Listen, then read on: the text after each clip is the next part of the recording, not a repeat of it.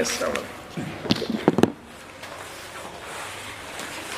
போன வாரம் சொன்னது தான். இன்றைக்கி அதை வந்து சுருக்கி சொல்ல போகிறாரு. என்னென்னா 3 விதமான விஷயம், 3 விதமான ஃபேக்ட்டு. ஒன்று, சுற்றோட்டத்தில் சரக்குகளோட திறன் ஒன்று அதிகமாகுது இல்லை குறையுது. ரெண்டாவது, விலைகள் மாறுபடுது, அதிகமாகுது குறையுது. மூணாவது, சுற்றோட்டத்தில் ஓட்டத்தில் இருக்கக்கூடிய பணம் அது அதிகமாகுது இல்லை குறையுது. இதனால என்னென்ன விளைவுகள் வரும் அப்படின்றத போன வாரம் நம்ம வாசித்தோம். அதையே சுருக்கி என்று சொல்லிட்டு அடுத்ததாக வந்து பணம் அப்படின்றது ஏதாவது காகித நோட்டு அப்படின்றது எப்படி வந்துச்சு அப்படின்றதுனால இந்த வாரம் நம்ம வாசிப்போம். ஓகே, அவ்வளோதான். ஓகே. எதாம் பக்கம் வருது? 122ஆம் பக்கம். 22 கரெக்ட். நல்லா தோணும் பைண்டிங். சுற்றோட்ட ஊடகமாக அதில் அடுத்தது விலைகள் மாறாது இருக்கையில். சரி, படிச்சலாமா?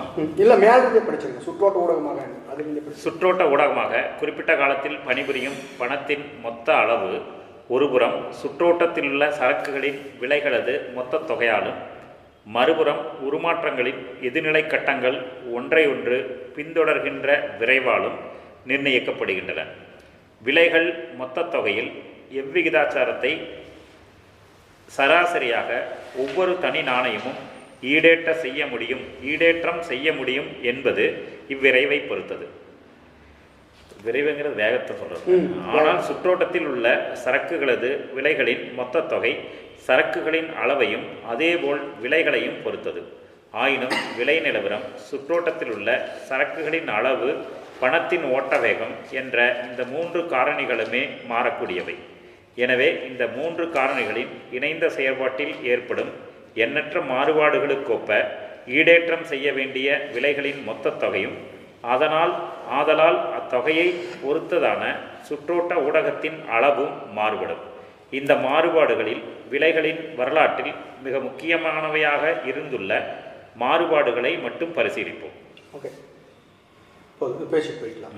இப்போ என்னென்ன சொல்றாரு, இப்போ உதாரணமாக இப்போ ஒட்டு மொத்தமாக இப்போ இந்தியாவில் வந்து மொத்தமாக இன்றைக்கி ஒரு நாள் மட்டும் எவ்வளோ சரக்கு சுற்றுவாரத்தில் இருக்குது, எவ்வளோ சரக்கு உற்பத்தி ஆகுது அப்படின்னா, இப்போ 1 கோடி ரூபாய்க்கான சரக்குகள் உற்பத்தி ஆகிடுச்சு அப்படின்னா சுற்றோட்டத்தில் இருக்க வேண்டிய பணம் எவ்வளோ இருக்கணும்?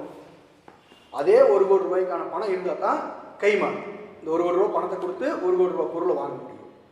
இப்போ விலை அப்படின்னு ஒரு விஷயம் இருக்குது. இது கருத்தளவிலானதுன்னு நம்ம பார்த்துருக்கோம். இது எல்லா நேரத்துலையும் மதிப்புக்கே இருக்குமானா இல்லை. மதிப்பை விட அதிகமாகவும் இருக்கும், மதிப்பை விட குறைவாகவும் இருக்கும். அப்போ இந்த விலை மாறி இருக்கும். ஆனால் இந்த விலையும் சுற்றோட்டத்தில் இருக்கக்கூடிய அந்த ஊடகமான பணமும் ரெண்டுமே ஒரே மாதிரி இருக்கணும் அப்படின்னா சரக்கு வந்து எவ்வளோ உற்பத்தியாக இருக்குது அப்படின்றத பொறுத்து. ஆனால் இப்போ பார்த்தோம் அப்படின்னா இது 3மே மாறக்கூடியது. சரக்கோட உற்பத்தியும் மாறக்கூடியது, அதே மாதிரி விலைகளும் மாற்றங்களுக்கு உட்பட்டது, அதே மாதிரி பணத்தோட வேகமும் அதுவும் மாற்றத்துக்கு உட்பட்டதான். உதாரணமாக நம்ம இதுக்கு முன்னால் வாசிச்ச பற்றியில் என்ன சொல்லியிருப்பாரு, ஒருத்தர் வந்து 2 ரூபா நம்ம இதுலேயே சொல்லாமே 2 ரூபா கொடுத்து அவருக்கு கோதுமையை வாங்குறாரு, கோதுமையை விற்றுட்டு 2 ரூபா வாங்கிக்கிறார். அந்த 2 ரூபாய்க்கு கொண்டு போய் கொடுத்து அவருக்கு தேவையான துணியை வாங்குறாரு, 2 ரூபா கொடுத்து துணி வாங்குறாரு. அப்போ அந்த துணியை விற்றவர் அந்த 2 ரூபாய்க்கு கொண்டு போய் கொடுத்து அவருக்கு தேவையான சாராயத்தை வாங்குறாரு. இப்போ அந்த சாராயம் விற்றவர்களில் 2 ரூபா போய் உட்காந்துருச்சு. இப்போ இங்கே என்ன நடந்திருக்குது, 4 தடவை அந்த 2 ரூபா கைமாறி. இந்த கைமாறுற வேகத்தை தான் சுற்றோட்டத்தினுடைய ஓட்டம், பணத்தினுடைய ஓட்டம் அப்படின்றது. இதுதான் வந்து இந்த விரைவு அப்படின்றது. இப்போ இந்த இடத்துல நம்ம 3 விஷயங்களை கவனிக்கலாம். ஒன்று பணத்தினுடைய வீக்கம், இன்னொன்று தேக்கம், 3வது பண பற்றாக்குறை. இந்த 3 விஷயத்தையும் தான் இப்போ 3 விதமாக அவர் என்னென்ன நடந்தால் என்ன நடக்கும் அப்படின்னு அவர் விளக்கி சொல்ல போகிறாரு. இப்போ அதுதான் இங்கே மாற்றத்தை பணவீக்கம், பணத்தின் தேக்கம், பணவாட்டம் தான். ஓகே, பணவாட்டம், அப்புறம் சரக்குகளின் தேக்கம். வீக்கம் வேற, வாட்டம் வேற. வீக்கம் எகெயின்ஸ்ட் வாட்டம். அப்போ இந்த 3 ஃபேக்டரை தான் பேசுகிறாரு. அதுக்கு இந்த மூணுமே மாறக்கூடியது. எது எது மாறுனா என்ன பிரச்சனை வருது அப்படின்றத இன்னைக்கு தெளிவாக விலைக்கு ஒவ்வொன்றா சொல்ல போறாரு. சரி, எதுக்கு தோழருக்கு போயிடலாங்களா? தோழர்,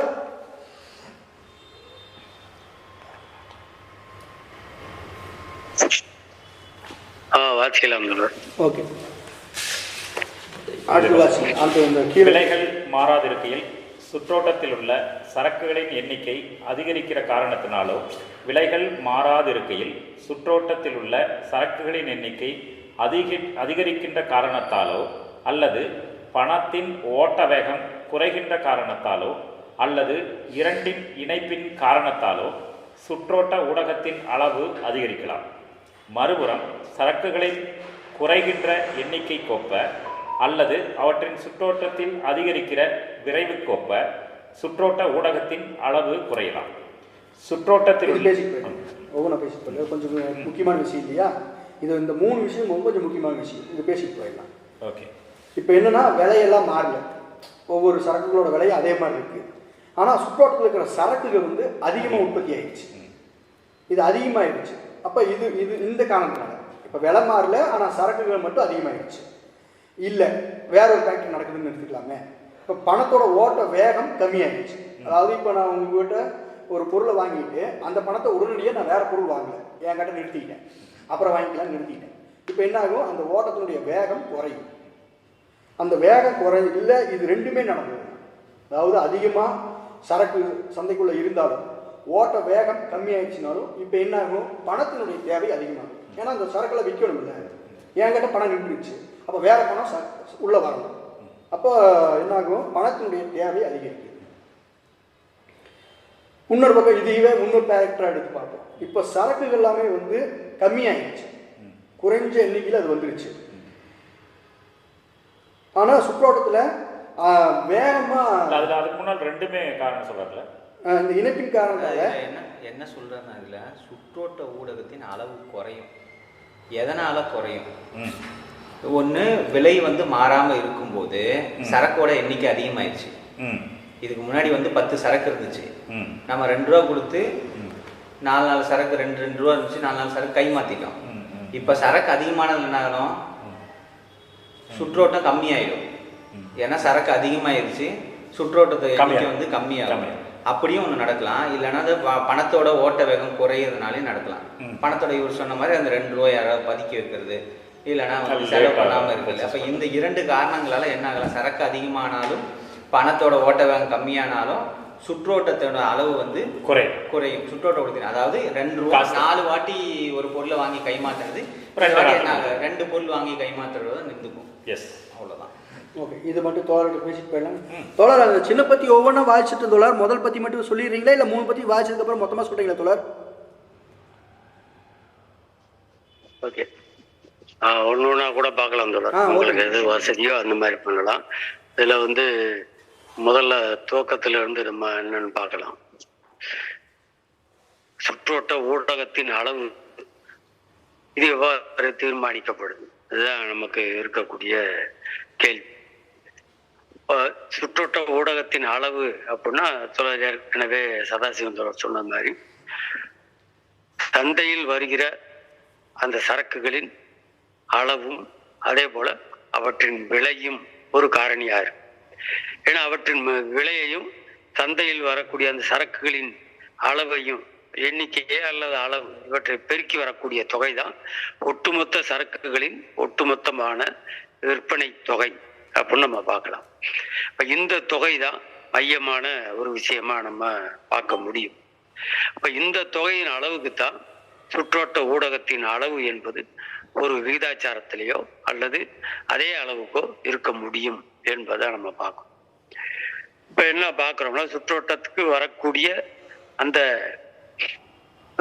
சரக்குகள் எண்ணிக்கை அவற்று 3 சுற்றோட்ட ஊடகத்தின் அளவு. இப்ப இது 3மே மாறக்கூடிய காரணிகள் என்பதை நம்ம பார்க்கணும். அளவில் வந்து மாறுபடக்கூடிய தன்மை உள்ளவை. ஒவ்வொரு நாளும் உற்பத்தி அளவு கூடலாம், சந்தைக்கு வரக்கூடிய பொருட்களின் அளவு கூடலாம் குறையலாம். அதே போல அவற்றின் விலைகளும் அங்கே வந்து கூடலாம் குறையலாம். இதுக்கெல்லாம் உள்ள என்ன நிலைமைன்றதை நம்ம முன்னாலே ஏற்கனவே படிச்சிட்டோம். இப்ப சுற்றோட்ட ஊடகமான இந்த பணத்தின் அளவு என்பது கூடலாம் குறையலாம். எதன் அடிப்படையில கூடலாம் குறையலாம்? அப்ப அது ஓட்ட வேகத்தை பொறுத்து அது கூடலாம் குறையலாம். இப்ப இங்க வந்து ப்ரீ கண்டிஷன் வந்து முதல்ல ஒரு கண்டிஷன் வைக்கிறார். என்ன கண்டிஷன்? விலைகளில் மாற்றம் இல்லை. விலைகளில் மாறாத நிலைமையில சுற்றோட்டத்துக்கு வரக்கூடிய அந்த உற்பத்தி பொருட்களின் அளவு கூடினால் என்ன ஆகும்? அப்ப ஒட்டுமொத்த விலைகளின் அளவும் கூடும்.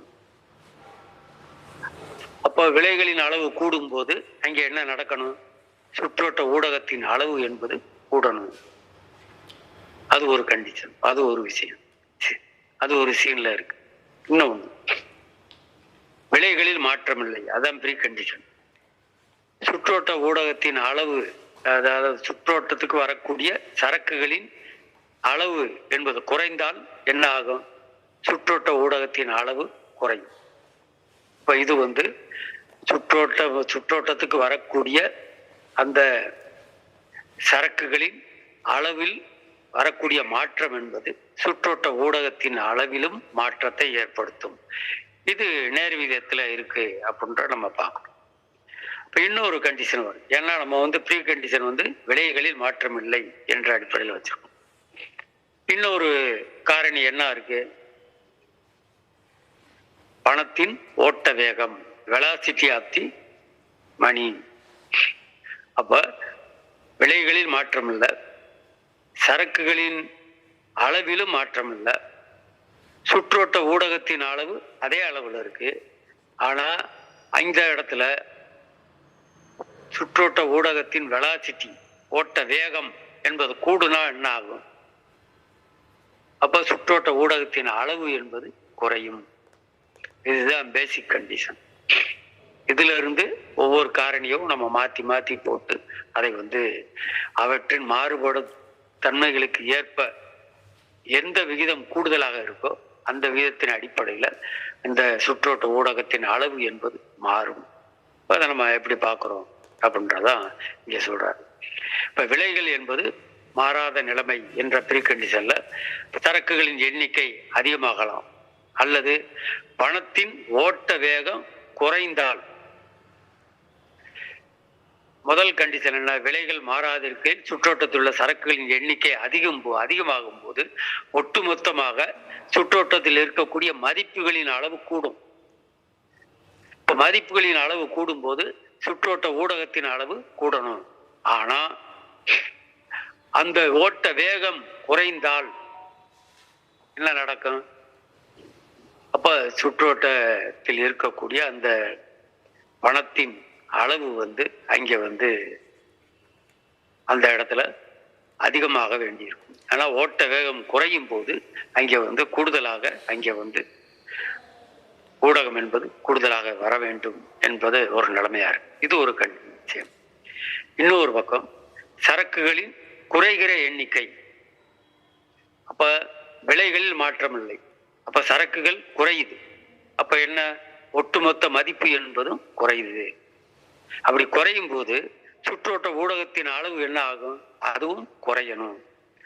ஆனா மாறுபாடாக அது வந்து என்ன நிலைமை வருது அப்படின்னா, சுற்றோட்டத்தின் அதிகரிக்கிற விலைகளுக்கு ஒப்ப சரக்குகளின், அதாவது என்னன்னா சரக்குகளின் குறைகிற எண்ணிக்கை, விலையில் மாற்றம் இல்லை. அப்ப அதே நேரத்துல அந்த சுற்றோட்டத்தின் அதிகரிக்கிற விரைவு அப்படின்னா வெலாசிட்டி கூடுது. அப்படி கூடும் போது அங்க என்ன நடக்கும்னா ஊடகத்தின் அளவு என்பது குறையும்.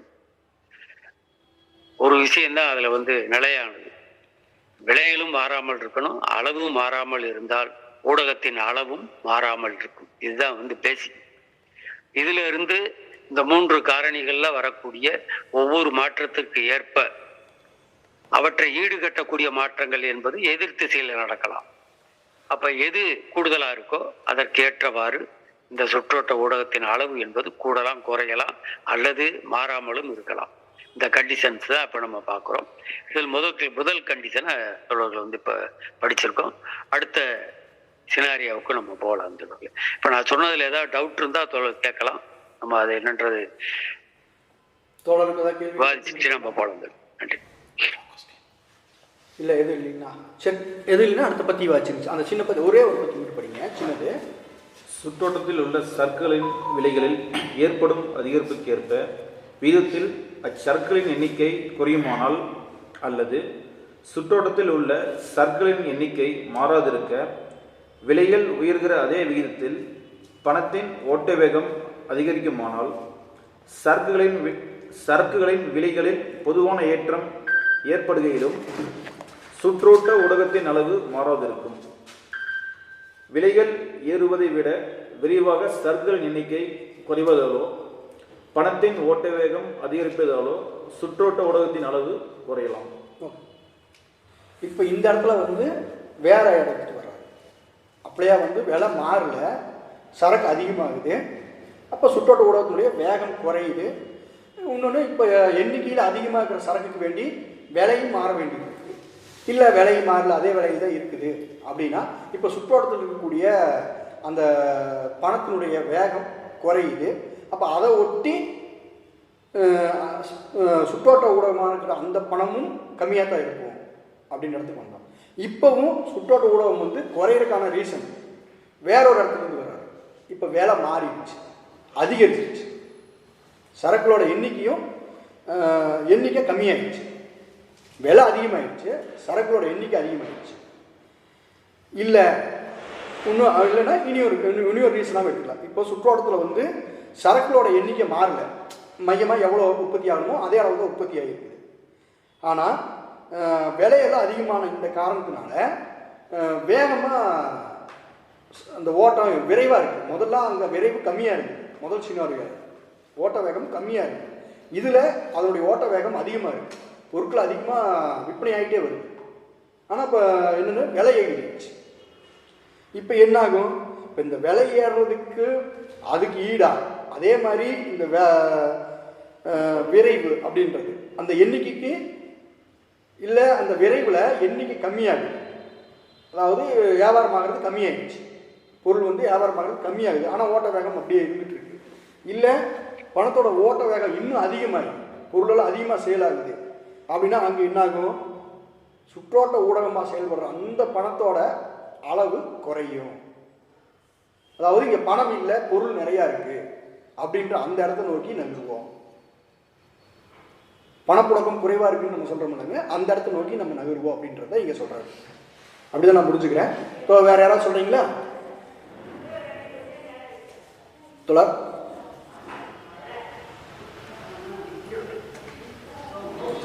சொல்லுங்க. நீங்கள் ஏதோ டவுட் கேட்டீங்க, அதே சொல்லுங்க. உங்களுக்கு கேள்வி இருந்தாலும் கேளுங்க தோழர், தப்பு இல்லை. அந்த சுற்றோட்ட ஊடகம் சந்தை பணம் பணம் சுற்றோட்ட ஊடகங்கிறது பணம். அது வந்து ஓட்டத்தின் வேகம் அப்படின்னு நம்ம படிக்கிறோம்னா பணம் எந்த அளவுக்கு சுற்றி போயிட்டு இருக்குது, அந்த பணம் ஓடுறது தான் சுற்றோட்ட ஊடகம் அப்படின்னு நம்ம ஊடகம் அப்படிங்கிறது பணம். எனக்கும் உங்களுக்கும் பரிவர்த்தனைக்கு இடையில இருக்கிற விஷயம் வந்து ஊடகம். ஒரு இடத்துல தங்கமாக இருக்குது, இப்போ பணமாக இருக்குது. அதைத்தான் ஊடகம். அது இதுக்கப்புறம் அடுத்த பற்றியில் நம்ம வாசிப்போம். இப்போ சுற்றோட்ட ஊடகமான அந்த பணம் விலையாக இருக்கிற பணம் இல்லை. ஞாபகம் வச்சுக்கோங்க, ஒவ்வொரு பொருளுக்கும் சரக்கு விலையாக இருக்குதுல்ல, அந்த பணம் இல்லை. மார்க்கெட்டில் இருக்கிற பணம், மார்க்கெட்டில் சுற்றிட்டு இருக்கிற பணம், அதை பற்றி தான் நம்ம படிச்சுட்டு இருக்கோம். பரிவர்த்தனையில் ஓடுற பணம், பரிவர்த்தனையில் இருக்கக்கூடிய பணம்.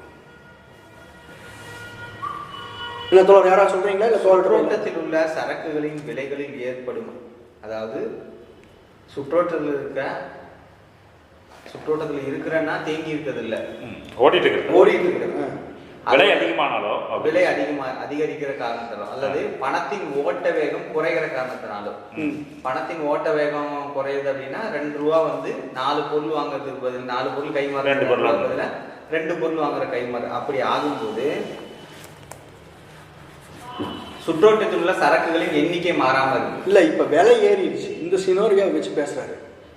அதுதான் அடுத்து தானே சொல்றாரு. விலைகள் ஏற்படும், விலை ஏறிடுச்சு, சரக்குகளோட எண்ணிக்கை கம்மியாயிடுச்சு. அப்படியே சொல்ல, ஆமாமா, எண்ணிக்கை கம்மியாயிடுச்சு. விலை ஏறின அதே விகிதத்துல வந்து பணத்தோட ஓட்ட வேகம் அதிகரிச்சதுன்னா என்ன ஆகும்? அதிகமா சரக்கு வியாபாரம் ஆச்சுன்னா என்ன ஆகும்? அப்ப சரக்கோட விலையோட பொதுவா அந்த சரக்கோட எண்ணிக்கை மாறல, விலை மட்டும் அதிகமாயிருக்கு. இல்லைன்னா சரக்கோட எண்ணிக்கை குறையும்.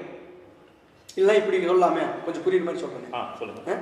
இப்போ ஒட்டு மொத்தமா இந்தியாவோட உற்பத்தியில இப்ப நான் முதல்ல பேசினேன் அது மாதிரி ஒரு நாளைக்கு உற்பத்தி ஆகிற சரக்குகளோட எண்ணிக்கை 1 கோடி ரூபாய் அப்படின்னு ஒரு கணக்கு வச்சுக்கலாம். 1 கோடி ரூபாய் இல்லை 100 கோடி ரூபாய்க்கு சரக்கு உற்பத்தி ஆகுது அப்படின்னா சுற்றோட்ட ஊடகமான பணமும் 100 கோடி ரூபாய் இருக்கணும் அப்படின்னு நம்ம பார்த்தோம். இப்போ அதே அளவுக்கு பொருள் உற்பத்தி ஆகுது, அதே 100 கோடி ரூபாய் பொருள் தான் உற்பத்தி ஆகுது. ஆனால் விலை 150 கோடியா இருக்கு. அப்போ வந்து இதோட விலை அதிகமாயிடுச்சு. அப்போ இங்கே வரும்போது என்ன ஆகும்? சுற்றோட்ட ஊடகத்தில் 1 கோடி ரூபாய் தான் இருக்கு. 1 கோடி ரூபாய் தான் இருக்கு. அப்போ இந்த 1 கோடி ரூபாய் வேகமாக போகுது. அதிகமானதுனால உங்களுக்கு வந்து 1 ரூபாய் கொடுத்து வாங்கின பொருள் இப்போ நீங்க 2 ரூபாய் கொடுத்து வாங்க வேண்டிய ஒரு சூழலை நோக்கி அதோட மதிப்பு வந்து அதிகமா இருக்கு. அதோட இது வேகத்தோட சரக்கோட எண்ணிக்கை கம்மியாகுது.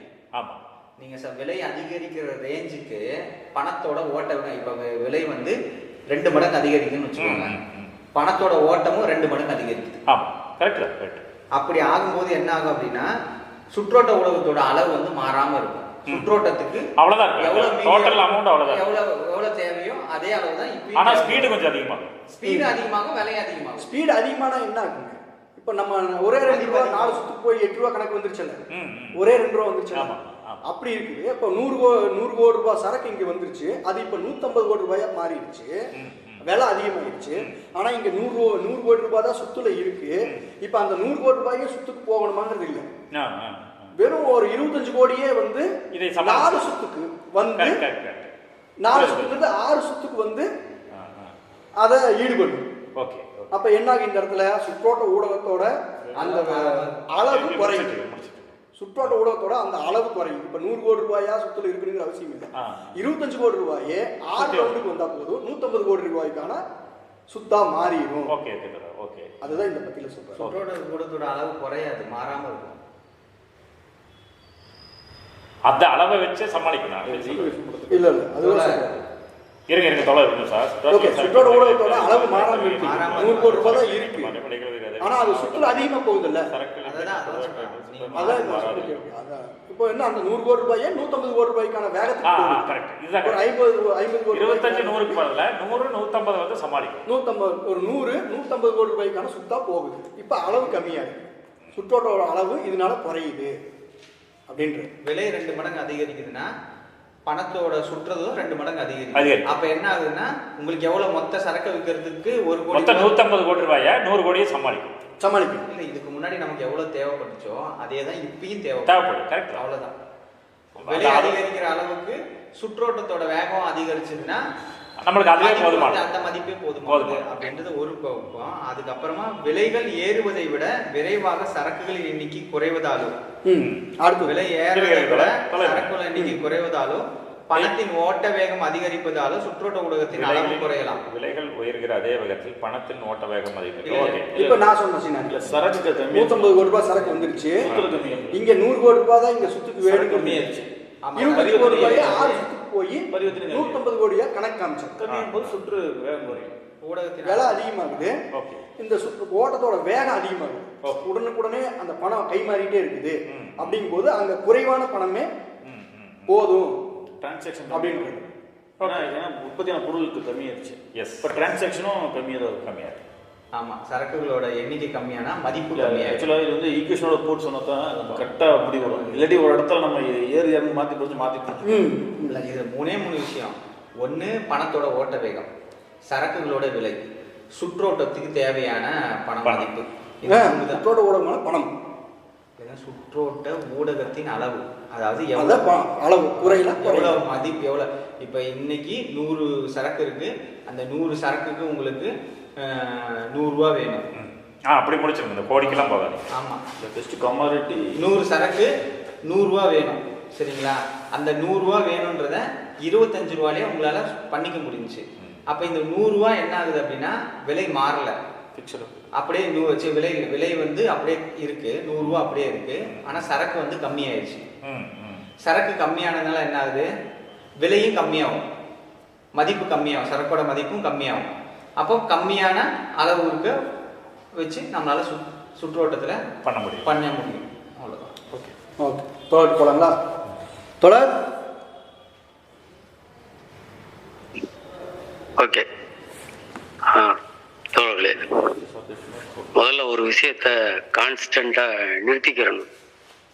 அதன் பேரில் வரக்கூடிய மாற்றங்களை தான் நம்ம என்ன மாறுது அப்படின்றத நம்ம பார்க்க முடியும்.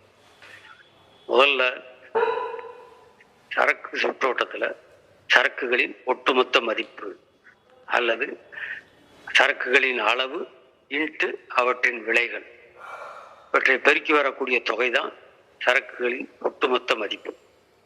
இந்த மதிப்பை தான் சுற்றோட்ட ஊடகம் என்று சொல்லக்கூடிய அந்த பணத்தின் அளவு என்பது ஒரு விகிதாச்சாரத்திலேயோ அல்லது அதே அளவிலேயோ அது ஈடு செய்கிறது என்பதை நம்ம பார்க்கிறோம். இப்போ ஒரு சரக்கின் ஏற்கனவே என்ன பார்த்துருக்கோம், விலை மாறாத நிலைமையில இருக்கக்கூடிய நிலைமைகள்லாம் பார்த்தோம். இப்ப என்ன பார்க்கிறோம்னா விலைகளில் அதிகரிப்பு ஏற்படும். முதல் கண்டிஷன் விலைகளில் ஒரு ஏற்றம். ஆனா சரக்குகளின் எண்ணிக்கை குறையுது.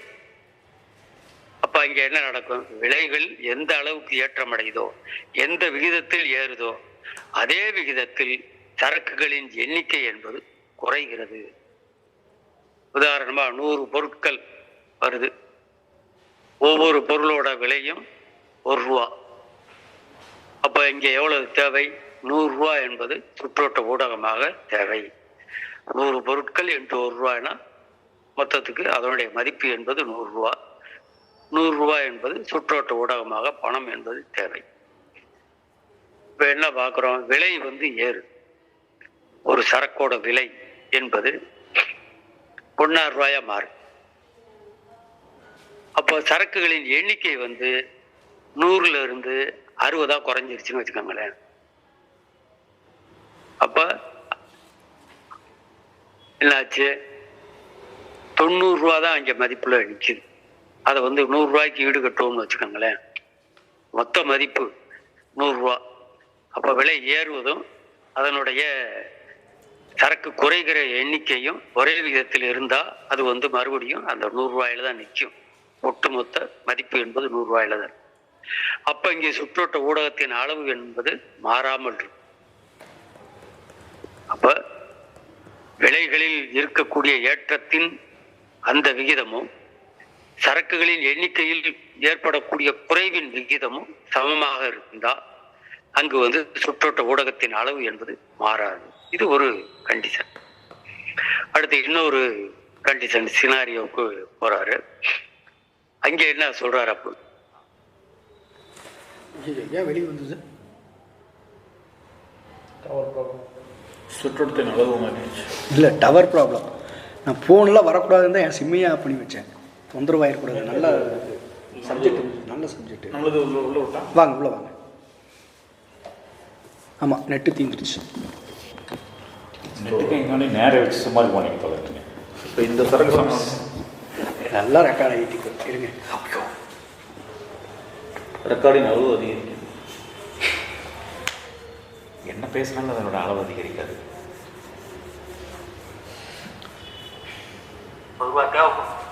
ஆனா அந்த சுற்றோட்ட ஊடகத்தின் வேகம், அதனுடைய வெலாசிட்டி, அந்த ஓட்ட வேகம் அதிகரிக்குது. எந்த விகிதத்தில் அதிகரிக்குது, பொருட்களின் எண்ணிக்கை கூடலேன்னு வச்சிருக்கோம். அப்ப விலை எந்த விகிதத்தில் ஏறுகிறதோ அதே விகிதத்தில் இந்த சுற்றோட்ட ஊடகத்தின் ஓட்ட வேகம் என்பது அதே விகிதத்தில் அதிகரித்தால் அங்கு சுற்றோட்ட ஊடகத்தின் அளவு என்பது மாறாது. எதுக்கு எதை நம்ம எதை கான்ஸ்டண்டா வச்சோம்னா தான் அடுத்ததை நம்ம வேரியபிளை பார்க்க முடியும். அப்ப இங்க கான்ஸ்டண்டா நம்ம எதை பார்க்கணும் அப்படின்னா சந்தையில் வரக்கூடிய பொருட்களின் ஒட்டுமொத்த மதிப்பு. இப்போ ஒட்டுமொத்த மதிப்பு எவ்வாறு தீர்மானிக்கப்படுது, அந்த அங்கு வரக்கூடிய பொருட்களின் அளவில் அல்லது பொருட்களின் எண்ணிக்கையும் அதே அவற்றோடு அந்த பொருட்களின் விலை, இப்போ ரெண்டையும் பெருக்கி வரக்கூடிய தொகை தான் அங்கே வரக்கூடிய ஒட்டுமொத்த தொகை. அந்த தொகையை நம்ம கான்ஸ்டண்டா வைத்து கொண்டோமானால் இந்த ஊடகத்தின் அளவை நம்ம மாறக்கூடிய அடிப்படையில் இருக்கக்கூடிய விஷயங்களை நம்ம பார்க்க முடியும் என்பது அங்கே சொல்லக்கூடியது. நீங்க எத்தனை சினாரியோ இதில் சொன்னாலும் சரி, தோழர் ஒரு 6-7 விதமான சினாரியோக்களை நமக்கு சொல்றாரு. அத்தனை சினாரியோவிலையும் சந்தைக்கு வரக்கூடிய ஒட்டுமொத்த உற்பத்தி பொருட்களின் மதிப்பு அளவு என்ன, அது கான்ஸ்டண்டா இருக்கா, அதை நம்ம பேசிக்கா வைத்து கொண்டோமானால் மற்ற விஷயங்கள் நம்ம ஈஸியாக எளிதாக அதை நம்ம சால்வ் பண்ண முடியும் என்பதுதான் நான் சொல்லக்கூடிய விஷயம். அப்ப இங்க 2வது சினாரியோவே நம்ம பார்த்தாச்சு. அடுத்து என்ன சொல்றாரு, சரக்குகளின் அது ஒன்றும் வாசிக்கலிங்க தோழர். இல்ல அடுத்து இந்த ரெண்டு விஷயம் தான் சொல்லியிருக்காரு நினைக்கிறேன். ஓகே. இன்னொன்று ஓட்ட வேகம், சுற்றோட்ட ஊடகத்தின் அளவு குறைவதற்கு ஒரு சினாரியோ அதுல சொல்றாரு. என்ன சொல்றாருன்னா, சரக்குகளின் விலைகளில் ஏறுது, சரக்குகள் விலைகள்ல ஏறுது. அப்ப அங்கே அந்த விலைகள் ஏறுவதை விட சரக்குகளின் எண்ணிக்கை குறையுது. அப்படின்னா என்ன அர்த்தம்? விலை 1.5 ரூபாயா ஏறுது, சரக்குகளின் எண்ணிக்கை 50 குறையுதுன்னு வச்சுக்கோங்களேன். 100ல இருந்து 150, அதாவது அது ஒரு 50% ஏறுது. அதே நேரத்தில் சரக்குகளின் எண்ணிக்கை குறையுது, 100ல இருந்து 50 குறையுது. அப்படின்னா அதனுடைய விலை என்ன, ஒட்டுமொத்த மதிப்பு என்ன அப்படின்னு பார்த்தா 50 × 15 என்ன ஆச்சு? 5 15 75. 75 ரூபாய்க்குள்ள சுற்றோட்ட ஊடகம் தான் அங்கே தேவை.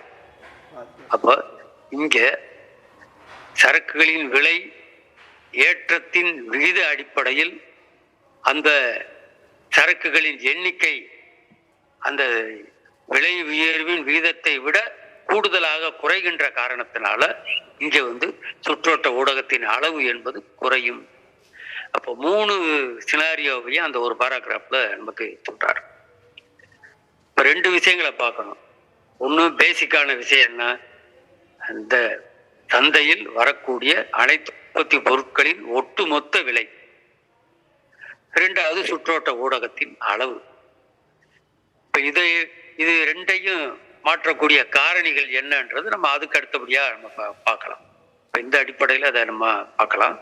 இதுல ஏதாவது டவுட் இருந்தா கேளுங்க, இல்லைன்னா அடுத்த பேராகிராஃபுக்கு நம்ம போகலாம். தோல்வியில ஏதாவது கேள்விகள் கருத்துக்கள் ஏதாவது இருக்குங்களா ஐயா? இல்லைங்க ஐயா, ஏதாவது டவுட் இருந்தா கேட்டுருங்க. 3வது கண்டிஷன் 3வது படிச்சுட்டு 3 கண்டிஷன் வேணா ஒரு தடவை தோழர் சொல்லலாம். தோழர் இப்போ 3வது கண்டிஷன் வாசிக்கிறேன் தோழர். இந்த 3ஐயும் சேர்த்து ஒரு முறை நீங்க சொல்லிருங்க. ஓகே. சரக்குகளின் எண்ணிக்கை அவற்றின் விலையில் ஏற்படும் குறைவுக்கு ஏற்ற விகிதத்தில் அதிகரிக்குமானால் அல்லது பணத்தின் ஓட்ட வேகம் அதே விகிதத்தில் குறையுமானால் சரக்குகளின் விலைகளில் பொதுவான இறக்கம் ஏற்படுகையிலும் சுற்றோட்ட ஊடகத்தின் அளவு மாறாதிருக்கும். விலைகள் இறங்குவதை விட துரிதமாக சரக்குகளின் எண்ணிக்கை அதிகரிக்குமானால் அல்லது சுற்றோட்டத்தின் விரைவு குறையுமானால் சுற்றோட்ட ஊடகத்தின் அளவு அதிகரிக்கும். புரியுதா? இது 2 சினாரியோ படிச்சீங்க. 2வது சினாரியோ ஈஸியா புரிஞ்சிருது. இப்போ அதேதான். இப்போ சரக்கோட எண்ணிக்கை அதோட விலையில ஏற்படுற அந்த விலை கம்மியாயிடுச்சு. சரக்கு அதிகமா இருக்கு, ஆனா விலை கம்மியாயிடுச்சு.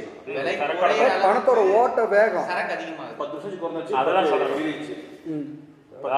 சரக்கோட விலை குறைஞ்சிருச்சு, ஆனா சரக்கு அதிகரிச்சு. ஓகே, அதே 10 குறைஞ்சிச்சு, 10 ஏறிச்சு. ஓகே. அல்லது பணத்தின் ஓட்ட வேகம் அதே விகிதத்தில் குறையுது. 2 ரூபா 4 சரக்கு கை மாறினது 2 சரக்குக்கு தான் கை மாறி குறையுது. அப்படி நடந்துச்சுன்னா சரக்குகளின் விலைகளில் பொதுவான இறக்கம் ஏற்படுகையிலும் சுற்றோட்டத்தின் கூட அளவு மாறாது. ரெண்டுமே சமமா இருக்கும்போது இதுவும் சமமா இருக்கும். சுற்றோட்ட ஊடகம்னும் சமமா இருக்கும். இல்லைன்னா விலைகள் இறங்குவதை விட துரிதமாக சரக்குகள் எண்ணிக்கை அதிகரிக்குமானால், விலை கம்மியாகிறத விட சரக்கு வந்து அதிகமாயிருச்சு அப்படின்னா, உற்பத்தி ஆயிடுச்சு, அதாவது சுற்றோட்டத்தின் விரைவு குறையுமானால், அதாவது சுற்றோட்டத்தோட ஸ்பீடு கம்மியாயிடுச்சு அப்படின்னா சுற்றோட்ட ஊடகத்தோட அளவு வந்து அதிகமாகும். மொத்த சரக்கு விற்கிறதுக்கு தேவையான பணத்தோட அளவு வந்து அதிகரிக்கும். Okay, yes. பேர் சொல்லுங்கண்ணா. பேசிட்டு இருக்காரு. சரி. பாக்கி இருக்குமா 735? ஆமா. சரி, இல்ல கேஸ் வச்சிருந்தீங்கன்னா நான் இப்போ ஆளை அனுப்பி விட்றேன். அவர் 8 மணிக்கு போயிடுவாரு, நான் வர சொல்றேன். இல்லைன்னா நீங்க ஜிபே பண்ணுங்க. நம்பர் சொல்றேன், 98 431.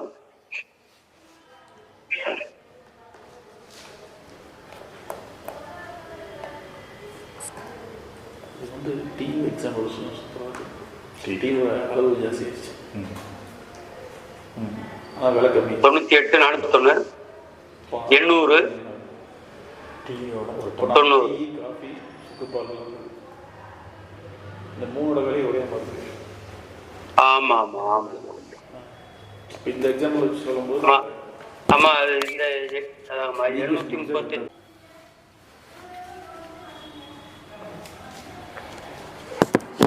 சொல்லுங்க. முடிச்சிட்டேன் தோழர். அந்த மூணையும் சேர்த்தாப்புல ஒரு தடவை சொல்லிருங்க தோழர் தோழர்களுக்கு. ஒரு நிமிஷம். ஓகே மைக் மியூட் போட்டுருங்க. அது மாறல. டீயோட அளவு மாறும். டீ காஃபி அதிகமாக டீயோட ஜாஸ்தி ஆயிடுச்சு, காஃபியோட ஜாஸ்தி ஆயிடுச்சு. நீங்கள் ஒரு சரக்கு பண்ணிங்கன்னா தான் சரியாக இருக்கும். ஒரு சரக்கும் ஊடகம் அவங்க பண்ணிங்கன்னா தான் சரியாக இருக்கும். 3 கம்பெனி சரக்கு எண்ணிக்கை மொத்தம் சொன்னாங்களா, அதனால் சரி. அப்படி 3 அட்டை போட்டுருக்கோம். பணத்தோட சுற்றோட்ட அளவு, சரக்குகளின் எண்ணிக்கை, அப்புறம் வந்து விலை, இது 3 அட்டை போட்டு இது குறையுது, இது குறையல, இது அதிகமாக, இது குறையுது, இது அதிகமான, இது குறையுது, இது அதிகமாக அப்படின்னு ஒரு அட்டை போட்டு, இல்லை இது மாறாமல் இருந்தால் இது எவ்வளோ மாறும். ஓகே, போட்டி பண்ணுறோம். 8 மணி ஆச்சு சொல்லலாம். 8 மணி ஆச்சுலாம். 8 மணிக்கு இருக்கு. பெட்ரோல் விலை மாறல, வண்டியோட ஸ்பீடும் மாறல. இப்போ மைலேஜ் குறையுது, பெட்ரோல் ஜாஸ்தி ஆயிடுச்சு. பெட்ரோல் அதே அளவுக்கு ஸ்பீடு ஜாஸ்தி ஆயிடுச்சு, மைலேஜ் ஜாஸ்தி ஆகும். வண்டி ஆக்சிடென்ட் ஆச்சு.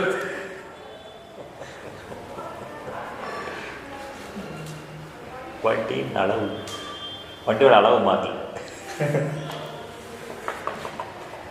ரெக்கார்டிங்க ஆஃப் பண்ணிருங்க. ஆஃப்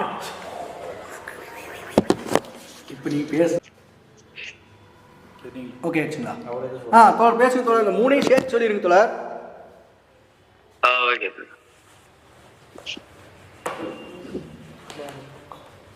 நம்ம முதல்ல பேசுனதா இருந்தது. இதில் வந்து சரக்குகளின் மதிப்புகள் ஒட்டுமொத்தமாக சந்தையில் வரக்கூடிய சரக்குகளின் ஒட்டுமொத்த மதிப்பு என்னவோ அதற்கு ஈடாக சுற்றோட்ட ஊடகத்தின் அளவு என்பது இருக்கணும்.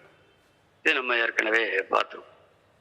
அப்போ அந்த சரக்குகளின் மதிப்புகளில் ஏற்படக்கூடிய மாற்றம் எதன் விளைவாக ஏற்படுது? ஒரு நிமிஷம்.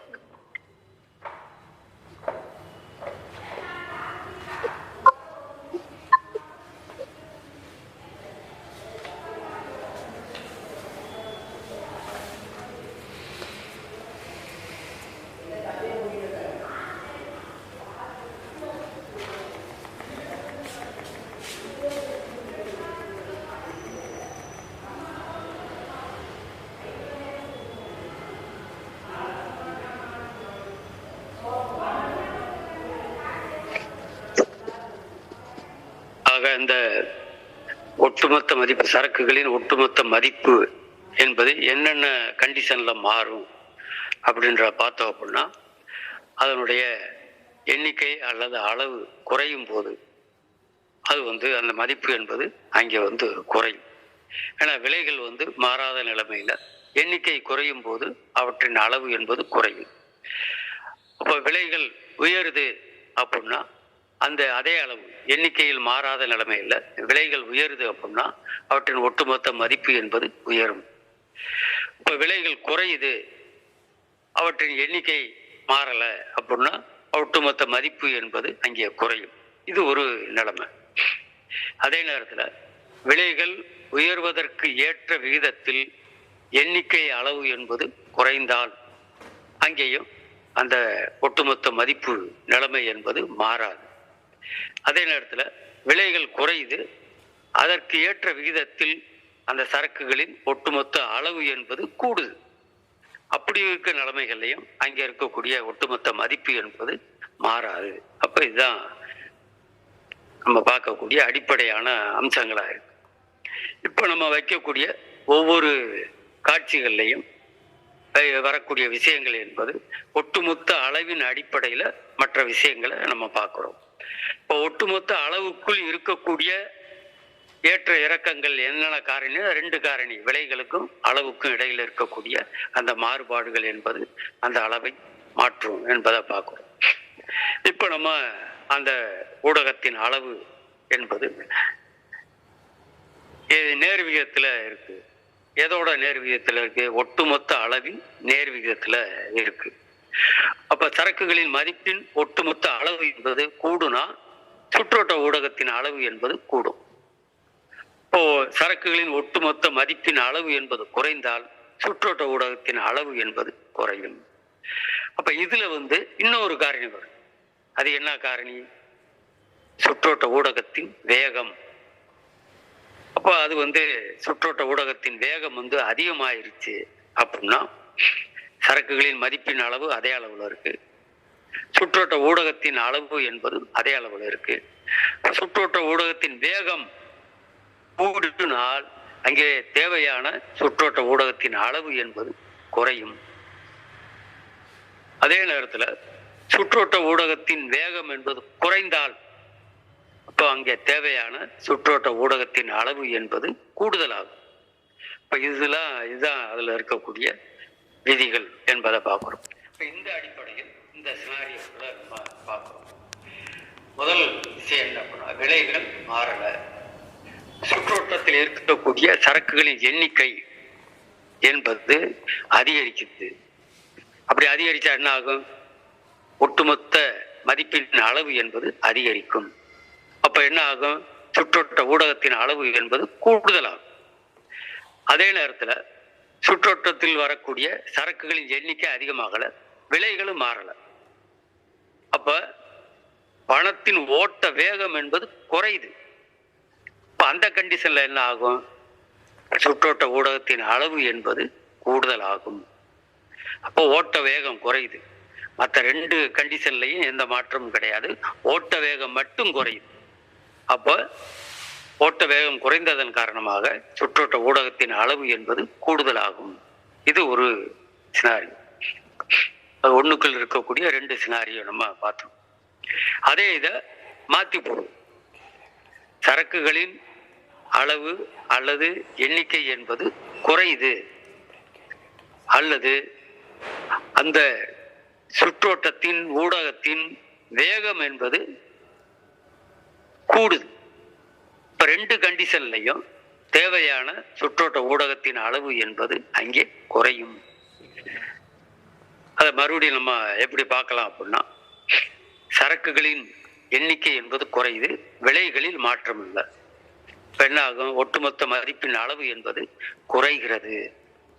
அப்ப தேவையான சுற்றோட்ட ஊடகத்தின் அளவு என்பதும் குறையும். அப்ப இதுல 2லயும் மாற்றம் இல்லைன்னு வச்சுக்கோங்களேன். எண்ணிக்கையிலையும் மாற்றம் இல்லை, விலையிலும் மாற்றம் இல்லை. ஆனா சுற்றோட்ட ஊடகத்தின் வேகம் குறையுது அல்லது குறையுதுன்ற சினாரியோவை முதல்ல பார்த்துட்டோம். இப்ப சுற்றோட்ட ஊடகத்தின் வேகம் என்பது அதிகரிக்குது. அப்படி அதிகரிச்சா தேவையான சுற்றோட்ட ஊடகத்தின் அளவு என்பது குறையும். இதான் முதல் பரவல நம்ம பார்க்க வேண்டியது.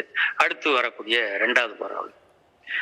இப்ப சுற்றோட்டத்தில் இருக்கக்கூடிய சரக்குகளின் விலைகளில் ஒரு உயர்வு, அதே விகிதத்தில் சரக்குகளின் எண்ணிக்கை குறையுது.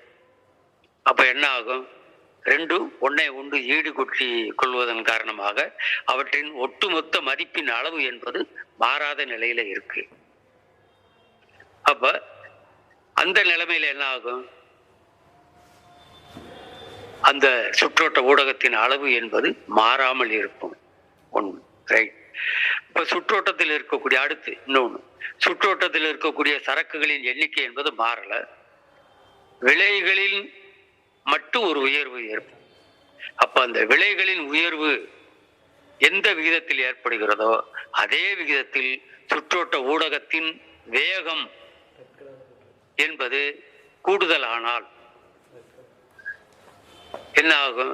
அப்போவும் சுற்றோட்ட ஊடகத்தின் அளவு என்பது மாறாது. அப்ப இங்க 4 கண்டிஷனே நம்ம பார்த்திருக்கோம். அப்ப அடுத்தபடியாக இன்னொன்னு என்ன பார்க்கிறோமோ அதிலே இருக்கக்கூடிய இன்னொரு நெகட்டிவ் அப்ரோச் என்ன அப்படின்னா, விலைகள் ஏறு என்ன விகிதத்தில் ஏறுகிறதோ அந்த விகிதத்தை விட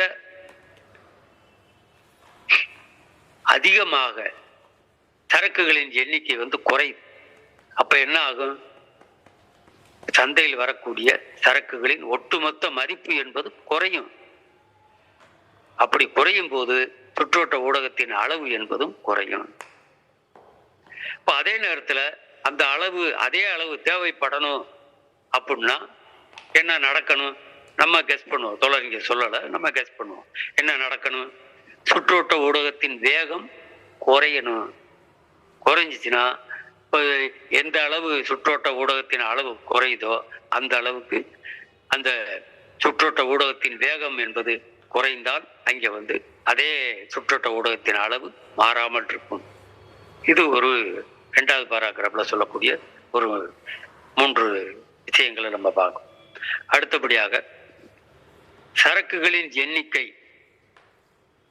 அவற்றின் விலையின் ஏற்படும் குறைவுக்கு ஏற்ற விகிதத்தில் அதிகரிக்கணும். விலை குறையுது, சரக்குகளோட விலை குறையுது, அதே விகிதத்துல சரக்குகளின் எண்ணிக்கை என்பது அதிகரிக்கணும். அப்படி அதிகரிச்சா என்ன ஆகும்? அவற்றின் ஒட்டுமொத்த மதிப்பு அளவு என்பது மாறாத நிலையில இருக்கும். அது ஸ்டேபிளா இருக்கும். அப்ப இந்த இடத்துல பணத்தின் ஓட்ட வேகம் என்பது அதே விகிதத்தில் குறையுமானால், இப்ப இந்த 2 கண்டிஷனையும் இங்க சொல்றாரு. அப்ப சரக்குகளின் எண்ணிக்கை என்பது அங்கே அதிகரிக்குது, அவற்றின் ஏற்படக்கூடிய விலைகள் என்பது அந்த எண்ணிக்கையின் விகிதத்துக்கு ஏற்ப அங்கே குறையுது. அப்ப அந்த இடத்துல என்ன நடக்கும்னா சுற்றோட்ட ஊடகத்தின் அளவு என்பது மாறாது, அதே அளவுல இருக்கும். இப்ப இன்னொரு கண்டிஷன் என்ன? சரக்குகளின் எண்ணிக்கை என்பது அவற்றின் விலைகளில் ஏற்படக்கூடிய குறைவு என்பது அதே நேரத்துல பணத்தின் ஓட்ட வேகமும் அதே விகிதத்துல குறையும். எண்ணிக்கையின் அளவுல குறையுது, அதே அளவுல ஓட்ட வேகமும் குறையும். அப்போவும் இந்த இடத்துல அந்த சுற்றோட்ட ஊடகத்தின் அளவு என்பது மாறாது என்பதை சொல்றாரு. இப்ப 2 கண்டிஷன்லையும், அதாவது இங்க விலை குறையிற அந்த கண்டிஷன்ல வரக்கூடிய 2 விஷயங்களையும் சொல்றாரு. அடுத்தபடியாக சரக்குகளின் விலையில் ஒரு பொதுவான இறக்கம் ஏற்படக்கூடிய சூழ்நிலைமையில கூட சுற்றோட்ட ஊடகத்தின் அளவு மாறாதிருக்கக்கூடிய நிலைமைகளை இங்க சொல்றாரு. அப்ப விலைகள் இறங்குது. அடுத்த கண்டிஷன் போறாரு. விலைகள் இறங்குது, அதை விட சரக்குகளின் எண்ணிக்கை வேகமாக அதிகரிக்கும். அப்படின்னா என்ன அர்த்தம்? அந்த சந்தையில் இருக்கக்கூடிய ஒட்டுமொத்த சரக்குகளின் மதிப்பு என்பது கூடுது என்பதுதான் அதுல அர்த்தம். அப்படி கூடினால் அங்கே சுற்றோட்ட ஊடகத்தின் அளவு என்பது அங்கே என்ன ஆகும்? கூடணும். ஆனா ஓட்ட வேகம் அந்த இடத்துல குறையுதுன்னு வச்சுக்கோங்களேன். அப்ப அந்த இடத்துல என்ன ஆகும்? சுற்றோட்ட ஊடகத்தின் அளவு என்பது மாறாது, அதே விகிதத்துல ஓட்ட வேகம் குறைஞ்சா அளவு மாறாது. ஆக இங்க இந்த கண்டிஷன் நம்ம பார்க்கிறோம். இதுல கடைசியா சொன்ன விஷயத்தை அவர் சொன்னதுல இருந்து ஒரு விஷயத்தை நான் மாத்தி சொல்லியிருக்கேன். தொடர்கள் அதை புரிந்து கொள்வீர்கள் நினைக்கிறேன். அதுல ஏதாவது டவுட் இருந்தா தொடர் கேட்கலாம். நல்லது.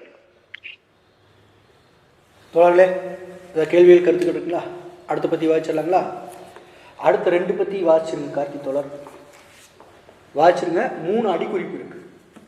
86, 87, 87, 88. அடுத்த 3 பற்றி ஒன்றா படிக்க சொல்கிறீங்களா? அடுத்த 2 பற்றி படிச்சிங்கன்னா இந்த சப்ஜெக்ட் முடிஞ்சுது. Okay okay. அதுக்கு 3 அடிக்குறிப்பு இருக்கு. Okay okay okay. அது கொஞ்சம் பெருசாக தான் இருக்கும், பரவாயில்ல வாசிச்சு.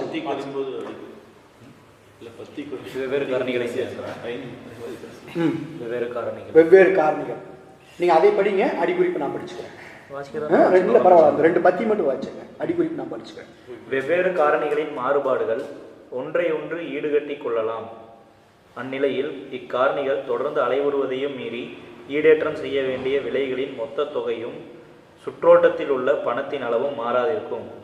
ஆதலால் முக்கியமாக நீண்டகால பகுதிகளை பரிசீலனைக்கு எடுத்துக்கொண்டால் எந்த நாட்டிலும் ஓட்டத்தில் உள்ள பண அளவின் சராசரி மட்டத்திலிருந்து விலகிச் செல்லும் விலகல்கள் எடுத்த எடுப்பில் நாம் எதிர்பார்ப்பதை விட மிகச் சிறியவையே என்பதை காண்கிறோம். காலவட்ட முறையிலான தொழில் வர்த்தக நெருக்கடிகளாலோ இன்னும் அரிதாய் பணத்தின் மதிப்பிலான ஏற்ற இறக்கங்களாலோ ஏற்படும் மிதமிஞ்சிய குலைவுகள் விதிவிலக்காகும் என்பதை கூற தேவையில்லை. சுற்றோட்ட ஊடகத்தின் அளவு சுற்றோட்டத்தில் உள்ள சரக்குகளது விலைகளின் மொத்த தொகையாலும் பணத்தின் சராசரி ஓட்ட வேகத்தாலும் நிர்ணயிக்கப்படுகிறது என்ற விதியை பின்வருமாறு கூறலாம். சரக்குகளது மதிப்புகளின் மொத்த தொகையும் அவற்றினது உருமாற்றங்களின் சராசரி விரைவும் குறிப்பிட்டதாக இருக்க பணமாக ஓடுகிற உயர்நிலை உலோகத்தின் அளவு அந்த உயர்நிலை உலோகத்தின் மதிப்பை பொறுத்தது. ஆனால் சுற்றோட்ட ஊடகத்தின் அளவே விலைகளை நிர்ணயிக்கிறது என்பதும் சுற்றோட்ட ஊடகத்தின் அளவு நாட்டிலுள்ள உயர்நிலை உலோகங்களின் அளவினை பொறுத்தது என்பதும் தவறான கருத்தாகும்.